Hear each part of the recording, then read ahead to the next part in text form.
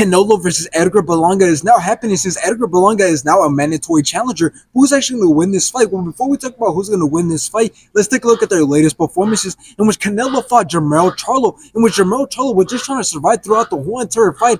Canelo won every single round, and Canelo ended up dropping Jermell Charlo in round 7. Gets back and lands a big right hand on Jermell. And obviously Canelo ended up taking it by decision. The undisputed super middleweight champion of the world. After this, we all know that Canelo just recently fought Jaime Munguia, in which Jaime Munguia was doing great in the early rounds until Canelo dropped Jaime Munguia in round 4, took control of the whole entire fight, all landed Jaime Munguia, and obviously Canelo ended up taking it by decision. Now let's take a look at Edgar Berlanga's latest performances, in which he fought Jason Quigley, in which Edgar Berlanga dropped him in round 3. Get that foot feint right there. Then dropped him in round 5.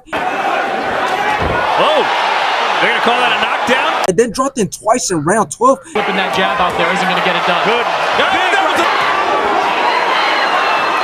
And obviously Edgar Berlanga ended up taking it by decision. He's still undefeated and still the WBO. After this, Edgar Berlanga wanted to fight Edgar McCrory, in which it was a very boring fight until Edgar Berlanga started letting his hands go, dropped Petgrave. What a chin for McCrory. In which Petgrave's team seen enough and threw in the towel in round 6. The towel has come in!